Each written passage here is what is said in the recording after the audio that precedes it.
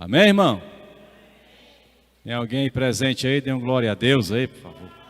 Oh, aleluia, né? Isso aqui é uma palavra bonita, glória a Deus, viu?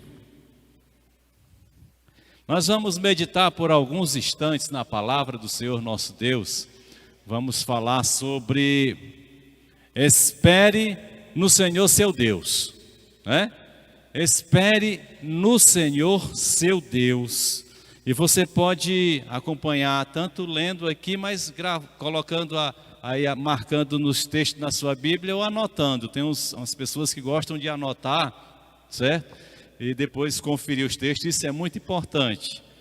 E vamos abrir nossas Bíblias em Isaías 64:4. Abra sua Bíblia lá em Isaías 64, no versículo 4. E a palavra do Senhor nosso Deus diz assim, olha: desde os tempos antigos ninguém ouviu, nenhum ouvido percebeu, o olho nenhum viu outro Deus além de ti, que trabalha para aqueles que nele esperam. Lembram do tema? Espere no Senhor seu Deus. Mas observe o que o versículo diz aqui, olha. Desde lá no início dos tempos antigos. Os tempos antigos aqui não é o tempo dos nossos avós não, certo? Apesar de que para nós o tempo dos nossos avós eram tempos antigos. E eu lembro também assim saudosamente do tempo que tinha o orelhão, né? Que a gente ia ligar para as pessoas. Era tão legal, do toca-fita que tinha o cassete. Alguém aqui lembra? Alguém aqui sabe o que é uma fita cassete? Olha aí, tem alguns aqui que são mais ou menos da minha época. Diegão parece que é da minha época também, olha aí. Porque mudou tão rápido, né? Essas gerações dos 20 anos para cá, muita coisa não sabe. E então ele diz assim: desde os tempos antigos ninguém ouviu, nenhum ouvido percebeu, e olho nenhum viu outro Deus, porque não tem outro Deus, né? Além de ti, que trabalha para aqueles que nele esperam. Deus trabalha por nós dia e noite. É uma coisa até estranha, porque Deus não precisa de nós, nós precisamos dele. Ao tempo que a palavra dele é um prazer dele, é um desejo dele fazer algo por nós. Nós somos beneficiados, nós somos bem-aventurados por Deus. Nos deuses falsos, você observa que deuses falsos não faz nada por ninguém, só exige.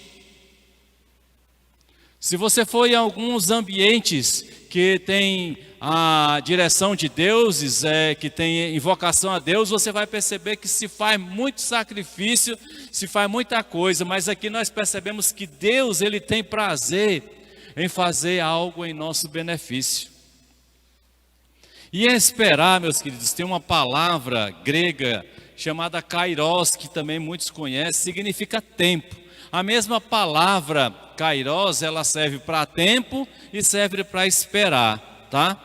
Porém, esse tempo não é o nosso relógio, não é que está marcando, mas é o tempo de Deus. A palavra diz esperar pelo Senhor. Então essa palavra kairos, que fala de tempo, fala que nós precisamos esperar pelo Senhor, é no tempo de Deus. Muitas vezes nós desconhecemos o tempo de Deus, né? Então note que ela é esperar pelo Senhor. Então, olha, não passe na frente dele, caminhe seguindo o Senhor, espere nele e tenha bom ânimo. Quem não espera no Senhor corre o risco de ficar sem sua bênção. Às vezes nós nos precipitamos, nós somos muito imediatistas. Em determinadas situações a gente quer para ontem, né? Muitas pessoas que me ligam na minha atividade profissional, muita gente me liga, passa 2, 3 anos, tem gente que me procura para ver uma situação, aí passa 2, 3 anos esperando, passa 1 ano, passa 6 meses, aí depois vem e diz: eu quero que o senhor me ajude e resolva esse problema para ontem. Eu digo: ontem eu estava aqui e você não me procurou. Mas é porque nós, quando sentimos ameaçados ou incomodados, ou tem alguma coisa ali que realmente está trazendo um desagravo, nos desagrada, então a gente quer uma solução, e a gente quer a solução para ontem. E a gente muitas vezes não espera o tempo natural das coisas, e a gente acaba tomando a frente. Quantas vezes tomamos a frente de Deus? Quantas vezes... Agora, o pior é quando a gente ora, entrega nas mãos de Deus e vai à frente dele. Ainda é pior, viu? É muito pior quando nós tomamos a frente de Deus. Se nós entregamos na mão dele, então nós temos que esperar, porque na hora certa, Deus sempre age. Então, quem não espera no Senhor, corre o risco de ficar sem a sua bênção. Aconteceu, sabe com quem? Vamos ler 1 Samuel capítulo 13, versos 8 a 14. A gente se precipita, nós vamos à frente, nós queremos solução rápida, nós queremos resolver do nosso modo. Até as circunstâncias, muitas vezes, elas nos motivam a ir à frente de Deus, porque as circunstâncias que nós olhamos, que nos cercam, elas nos movem, elas nos movimentam. Eu sei que enquanto ser humano, nós somos motivados por aquilo que está ao nosso redor, ao nosso derredor, que a gente está ouvindo, que a gente está vendo. Mas a gente tem que aprender a confiar em Deus. Diz assim, 1 Samuel 13, 8, 14. Ele esperou 7 dias, está falando de Saul, viu? O prazo estabelecido por Samuel, mas este não chegou a Gilgal. E os soldados de Saul começaram a dispersar. Veja bem, quando estamos em alguma situação difícil, a gente começa a processar, a analisar aquela situação e o que é que a gente pode fazer para resolver. Acontece com todos nós. Acontece com todos nós, tá? E a gente toma frente. No caso, pessoas que querem casar e não estão encontrando a pessoa certa, toma a frente, faz o que bem entende, depois acha ruim, depois está com problema. Não acontece? Acontece. Tem pessoas que chegam para mim para falar, eu não suporto mais meu emprego, eu vou pedir as contas. E eu digo, vai fazer o quê? Não sei, eu digo, pois fique onde você está, ganhando o seu pão, e ore, e se prepare, para que você tenha uma oportunidade melhor, ou você mude. Mas eu estou cansado de ouvir, meus ouvidos estão calejados, se a gente pode dizer isso, de pessoas que chegam e dizem, eu não aguento mais aquele meu trabalho, aquele meu emprego.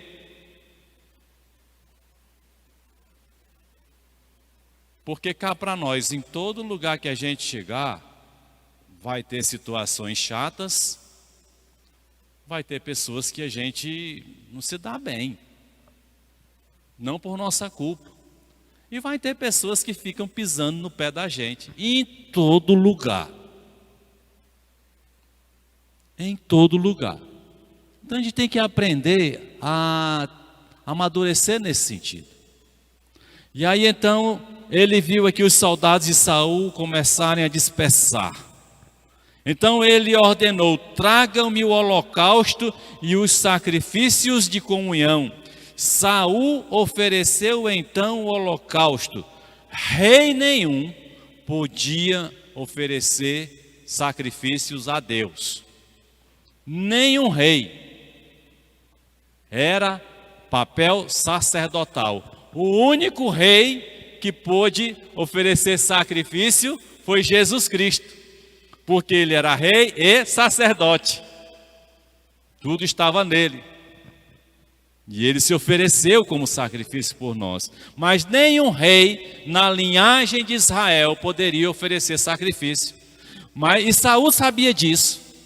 Só que ele estava mais preocupado com o que os homens estavam querendo fazer, murmurando ou se dispersando, do que em agradar a Deus. E isso às vezes é um problema nosso, que nós estamos mais preocupados em agradar as pessoas. Não é que a gente tem que ser desagradável com ninguém, não, entenda bem. Não é que você tem que estar dando coice nas pessoas, não. Nós temos que ser pessoas gentis. Nós temos que ser, além do mais, diz que gentileza gera gentileza, né? Certo? Mas precisamos entender que nossa obrigação é agradar a Deus. Aí ele diz assim: tragam-me o holocausto e o sacrifício de comunhão. Saul ofereceu então o holocausto. 10. E quando ele terminou de oferecê-lo, Samuel chegou e Saul foi saudá-lo. Acabou de fazer o que não devia. Acabou de tomar a frente. Acabou de demonstrar que não estava pronto para esperar em Deus, esperar no Senhor. Perguntou-lhe Samuel, versículo 11: o que você fez? Saul respondeu: quando vi que os soldados estavam se dispersando e que você não tinha chegado no prazo estabelecido e que os filisteus estavam reunidos em Miquimás, pensei: agora os filisteus me atacarão em Gilgal, e eu não busquei o Senhor, por isso senti-me obrigado a oferecer sacrifício. Ele pensou, ele não olhou que Deus estabelece regras. Disse Samuel, versículo 13: você agiu como tolo, desobedecendo ao mandamento que o Senhor seu Deus lhe deu. Se você tivesse obedecido, ele teria estabelecido para sempre o seu reinado sobre Israel. Olha só, a falta de esperar em Deus. Esperar em Deus significa, em outras palavras, confiar em Deus. Se eu não espero em Deus, eu não estou confiando nele. Há muitas formas da gente perceber quando uma pessoa confia ou não confia em Deus. É muito claro, é muito fácil de você identificar. Você não precisa ser profeta, não ter revelação, não. Basta ver as suas atitudes ou ouvir as suas palavras, que você percebe que a sua confiança em Deus está passando longe, muito menos esperar nele, né? Versículo 14: mas agora seu reinado não permanecerá. O Senhor procurou um homem segundo o seu coração e o designou líder de seu povo, pois você não obedeceu ao mandamento do Senhor. Esperar no Senhor é um ato de obediência.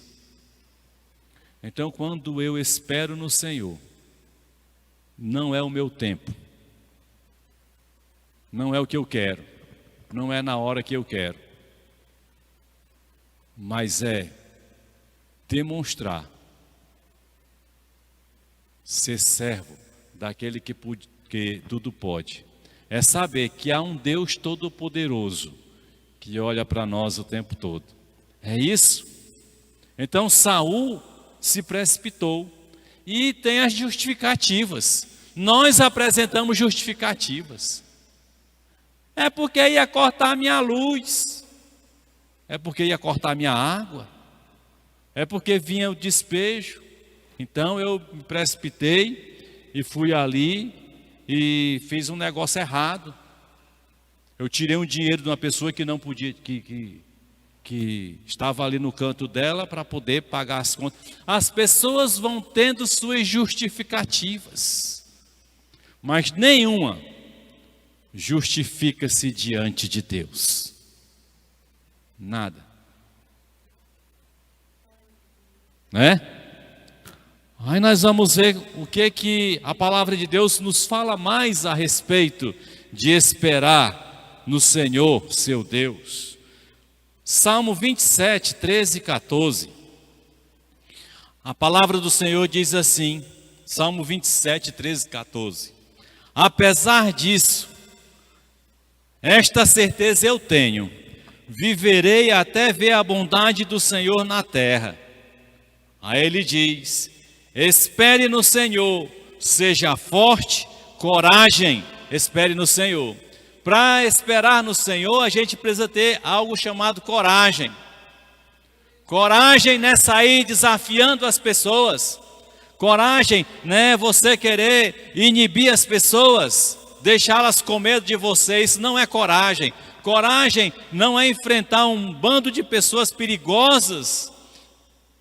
Isso não é coragem. Coragem é você estar numa situação de risco, uma situação delicada, e você dizer: eu espero em Ti, Senhor, e eu vou aguardar em Ti. Isso é que a palavra de Deus está dizendo. Então, versículo 14 diz: espere no Senhor, seja forte, coragem, espere no Senhor. Isso é uma fortaleza que nós precisamos ter.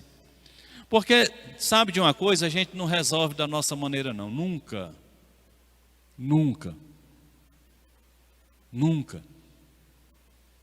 Nas nossas atitudes, teremos esta solução. Esperar no Senhor significa entregar a Ele todas as suas inquietações e depositar nele toda a sua confiança. Às vezes eu estou inquieto. Nós temos um problema, todo mundo passa por isso. Eu fiz isso muitas vezes, hoje é mais difícil fazer. Quando você faz os exames, a primeira coisa que você faz quando recebe, rasga logo. Agora não, que você faz no computador e vê, né? Você rasga logo para saber o que é. Você não é médico, mas quer saber logo o que que tem. Aí tem gente que lê e vai lá para a internet, porque na internet agora é o conselheiro para todas as coisas, né? Na internet. Aí corre lá.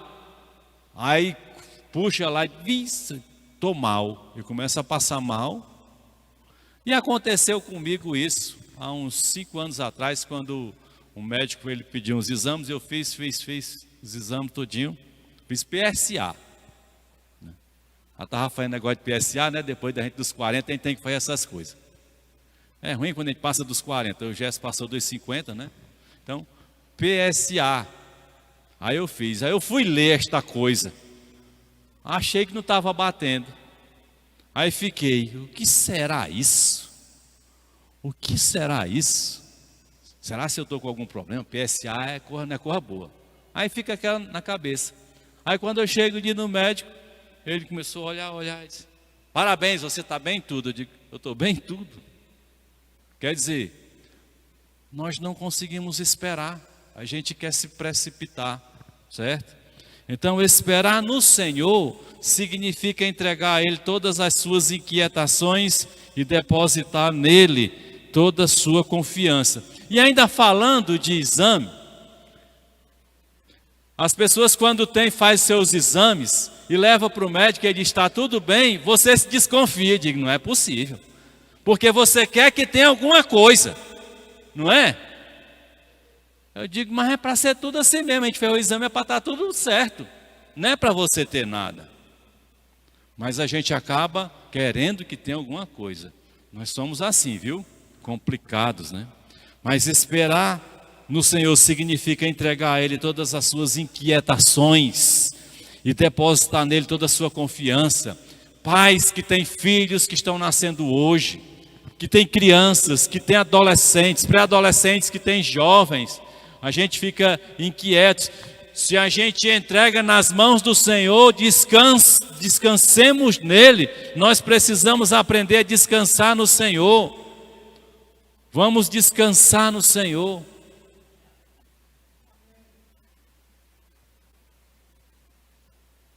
Isaías 30:18 diz assim: contudo, o Senhor espera o momento de ser bondoso com vocês. É para mim e para você isso aqui. Deus espera o momento de demonstrar toda a sua bondade na sua vida. Eu acredito que Ele já tem demonstrado isso. Ele ainda se levantará para mostrar-lhes compaixão, pois o Senhor é Deus de justiça. Como são felizes todos os que nele esperam. Olha só, a pessoa se sente bem quando ela espera realmente no Senhor. Então, uma das características, uma das evidências que nós encontramos que a pessoa diz que espera, mas não espera, é quando a inquietude está sobre ela, a ansiedade, o coração está apertado. Mas ele diz como são felizes todos os que nele esperam. Quando a gente espera no Senhor, nós estamos tranquilos, nós somos alegres. E o texto que nós lemos no início do culto, ele fala de uma maneira muito especial para nós. Ele diz assim, Isaías 40, 28, 31. Será que você não sabe, nunca ouviu falar, o Senhor é o Deus eterno, o Criador de toda a terra. Está revelando sobre quem é Deus. Primeiro, que Deus é eterno. Aqui nesse texto tem duas revelações bem profundas, né? Que Deus é eterno e que Ele é Criador de toda a terra. Tudo que existe nessa terra foi criado por Deus. O que o homem fez aqui foi apenas transformar ou adaptar para que produzisse algo novo, certo? Porque tudo que está nesse celular aqui já existia nessa terra que foi criado por Deus, certo? Então, olha, ele não se cansa nem fica exausto. Deus não se cansa. Deus não fica na exaustão. Ele fortalece ao cansado. Está cansado, irmão? Pois Deus te fortalece. Deus te anima ou reanima para continuar a caminhada. Ele diz, Ele fortalece ao cansado e dá grande vigor ao que está sem força. Você pode comprar os suplementos vitamínicos que você quiser, mas quem dá força para você é o Senhor. Ele te anima. Não estou dizendo que você não tome seus suplementos lá, né? Não vai tomar suplemento demais, né? Não vai colocar óleo no corpo para ficar muito forte. Não precisa disso. E até isso é um veneno. Mas Ele fortalece ao cansado e dá grande vigor ao que está sem forças. E Ele diz, até os jovens se cansam e ficam exaustos. Nós vimos jovens, adolescentes, cansados, né? Exaustos, sem vontade de ir à luta, meio que desgastado, meio mais para lá do que para cá. Nós encontramos adolescentes que o pai pede para ir na mercearia, né? Estou tão cansado, não fez nada. Não é? Ou estou falando alguma coisa errada? Se eu tiver, pode dizer. Mas os jovens às vezes estão cansados demais. Não ajuda a mãe, não ajuda o pai. Não é, irmã? Olha aí. Pelo menos alguém concorda comigo. Mas é a palavra de Deus que diz, até os jovens se cansam e ficam exaustos. E os moços tropeçam e caem. Vai saber o que é isso aí, né? Mas aqueles que esperam no Senhor, renovam as suas forças. Esperar no Senhor, meu querido, renova a força. E olha o que a palavra de Deus diz para nós. Diz assim, que voam bem alto como águias. Então, quando nós esperamos do Senhor, Ele nos dá energia, nos dá vigor, nos dá força para a gente continuar a nossa jornada. Não é passar à frente dEle, mas é ser fortalecido por Ele, porque nós esperamos nele, porque nós confiamos nele, e a sua palavra quem diz isso. Correm e não ficam exaustos, andam e não se cansam. Quando esperamos pelo Senhor, a primeira coisa que experimentamos é a paz. Quando nós estamos confiando no Senhor, a paz está no nosso coração. Tem gente que se inquieta quando encontra você e você está cheio de paz, né? Eu não acredito que você está desse jeito. O mundo está virando de ponta cabeça, tudo acontecendo, e você está desse jeito. É porque a palavra de Deus diz que quando a gente espera nele, que a gente confia nele, a paz que excede o entendimento humano invade a nossa vida, o nosso coração e nos domina. E as pessoas ficam inquietas. Eu não acredito, tu não é desse mundo, você não está nesse planeta. As pessoas dizem. Na verdade estamos, mas não somos. Não é assim? Então, quando esperamos pelo Senhor, a primeira coisa que experimentamos é a paz. E não há confusão. Não há confusão. A confusão vem quando olhamos para o tempo do relógio e desprezamos o tempo de Deus. Quando esperamos o tempo de Deus, não o nosso tempo, tudo é diferente. Então aprenda a esperar no tempo de Deus. Aprenda a confiar no tempo do Senhor.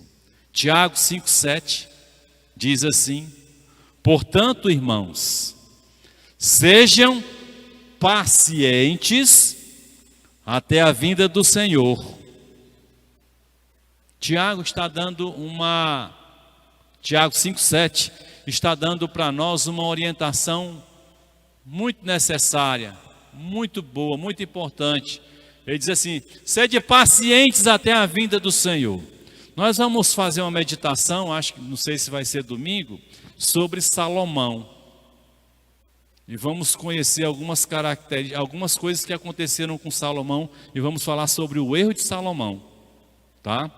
Mas quando ele diz sede pacientes até a vinda do Senhor, ele está dizendo assim: espere, confiando, tenha fé que você vai estar com ele na glória. Aguarde, não fique apavorado, não se distraia, não arranque os seus cabelos, não perca seu sono, não estrague a sua vida, apenas seja paciente até a vinda do Senhor.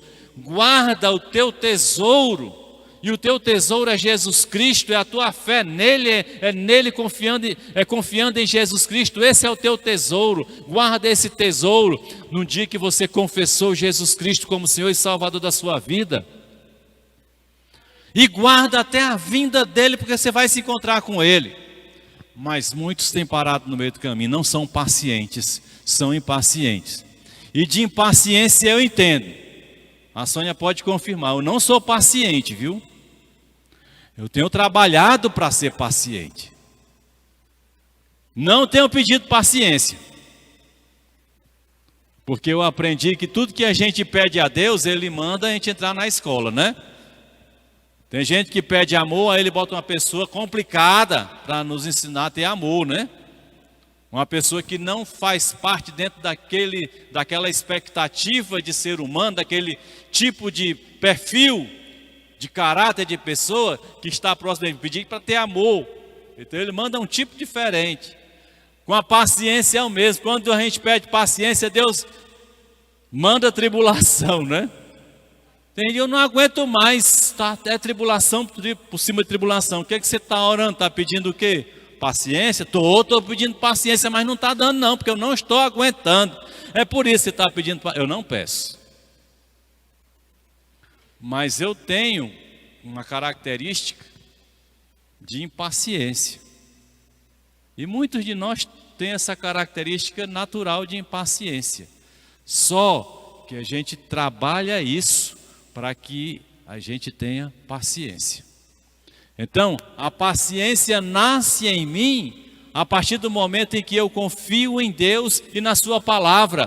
Por isso nos tornamos pacientes, não é porque nós somos pacientes, mas é porque quando a gente tem um encontro com Jesus Cristo, Ele nos faz pacientes porque nós vamos decidir a ter paciência.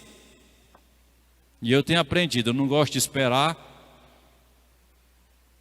mas tenho aprendido a esperar.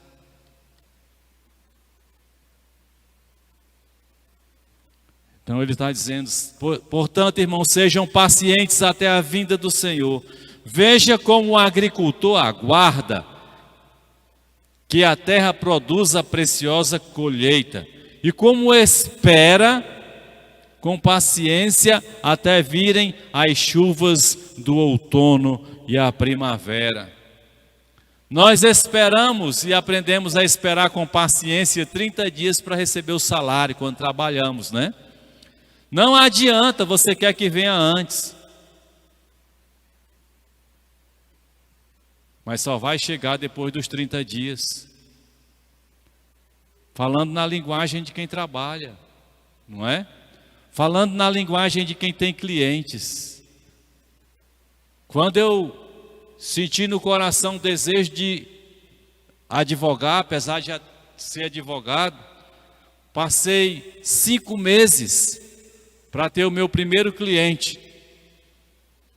No ano de 2003, foram 5 meses indo para o escritório, sentando, estudando, aguardando chegar o primeiro cliente. E quando chegou o primeiro cliente, recebi, então, depois de 6 meses, meu primeiro honorário, que foi de R$100. Mas a gente tem que ter paciência. O segundo foi mais interessante, que eu recebi um paletó comprado na companhia do terno. Meu salário foi, meus honorários foi uma galinha caipira e um terno. Olha só, viu? Eu já estava sem terno, aí chegou. Mas a gente tem que aprender a ser paciente no que a gente vai fazer, no nosso trabalho, no casamento. A mulher não é como a gente quer e não vai ser nunca. Então seja paciente com ela, viu, homem? E o homem também não vai ser do jeito que a mulher quer nunca. Nunca. Não é? Não se vai dessa se achando, viu, mulher, é do meu jeito. Não, porque como servos do Senhor a gente muda. A gente aprende a respeitar, aprende a ter carinho, né? Mas não adianta porque não vai ser. Então a gente tem que ser paciente uns com os outros. Nós precisamos, porque final do versículo 7, como espera com paciência até virem as chuvas do outono e da primavera, para ter-se a colheita. Nós precisamos ter paciência no nosso relacionamento familiar, com os nossos filhos, com os pais. Como eu fui impaciente com meu pai.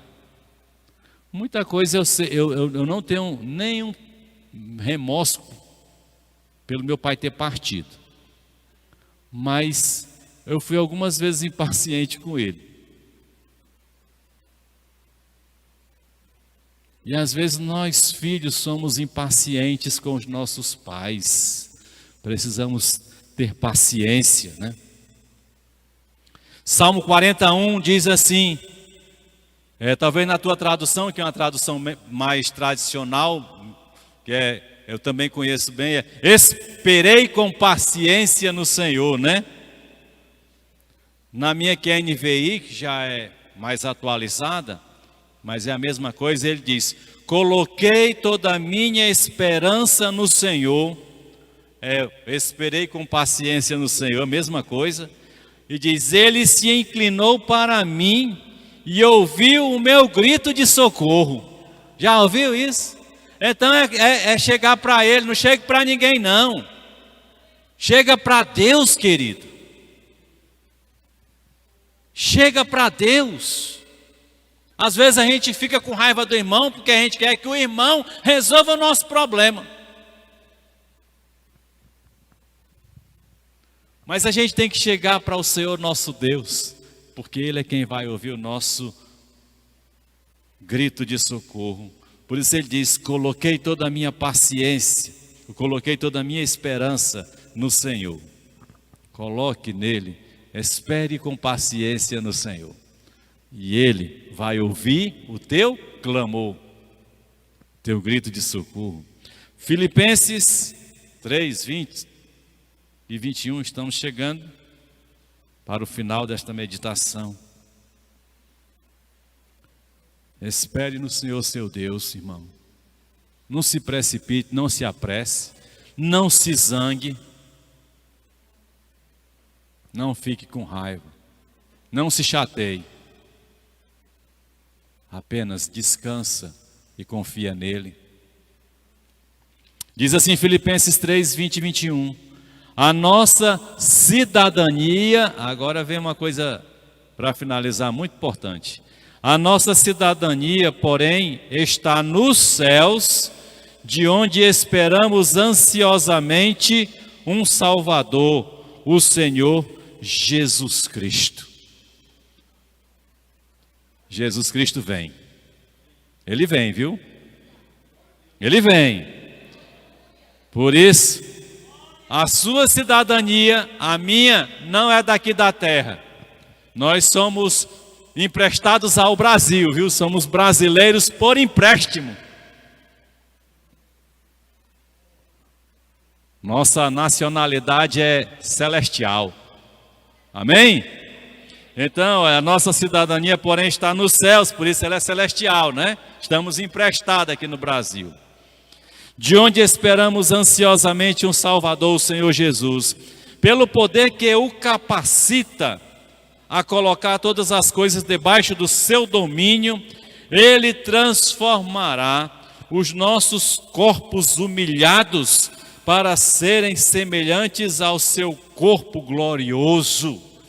Nós temos o corpo que está humilhado. Quer maior prova? Está aqui. Quem está gostando de usar isso aqui? Ninguém. Mas ele está dizendo que ele transformará os nossos corpos humilhados para serem semelhantes ao seu corpo glorioso. E eu vou mais longe. Se é um negócio que faz a gente sentir, a pior das pessoas, além de estar doente, é hospital. Não sei se alguém aqui já passou hospitalizado. Desculpe aí para os que trabalham no hospital. Mas colocam a gente, quando a gente entra lá, bota uma bata que ou cobre a frente ou cobre atrás. E a gente fica com vergonha. Eu já passei por isso, né? Por 2 vezes eu passei por isso. Mas eu não sei se mudou. Graças a Deus que faz muitos e muitos anos que eu não experimento estar no hospital. E eu espero que isso se prolongue até a eternidade. Mas tive 2 vezes para tirar a vesícula e depois para um tratamento da questão da dengue, que foi logo no início do trabalho aqui, né? Que eu fui acometido. Mas observe que a gente chega lá e a Sônia, eu estava saindo da anestesia geral, querendo ir no banheiro, e tinha a Sônia, e eu sou pesado, a Sônia queria que eu fosse com ela, e acho que era minha irmã. Eu digo, não senhora, eu vou sozinho, caindo, né? A gente tem humilhação. Não se ache grande coisa não, porque nós somos seres humanos, e aqui nessa terra, todo ser humano, por mais poderoso, entre aspas, que possa ser, ele vai à humilhação, porque nessa terra todo ser humano é humilhado. Mas a palavra de Deus diz para mim e para você, se você tem Jesus Cristo na sua vida, se você se entrega para Jesus Cristo, não é que você vai ficar olhando os outros por cima, não tem nada a ver com isso. Porque isso não vem de Deus.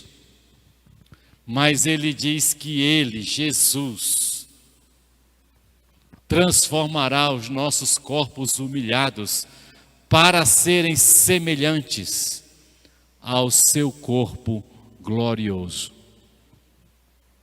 O corpo de Jesus hoje não é o corpo que foi daquele que foi caminhando para a cruz. O corpo de Jesus não é aquele corpo que as pessoas só olham para o sacrifício no Calvário. O corpo de Jesus é um corpo glorificado, mas as marcas que estão nas suas mãos é para toda a eternidade, para lembrar que Ele foi quem se sacrificou por mim e por você, para que você tivesse um corpo glorioso igual o corpo dele. Sem enfermidade, sem dor, sem doença e sem mortalidade.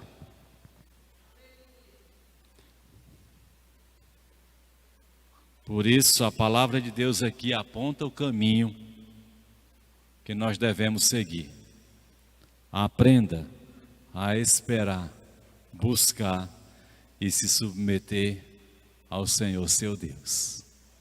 E você vai viver muito bem aqui nessa terra. Amém?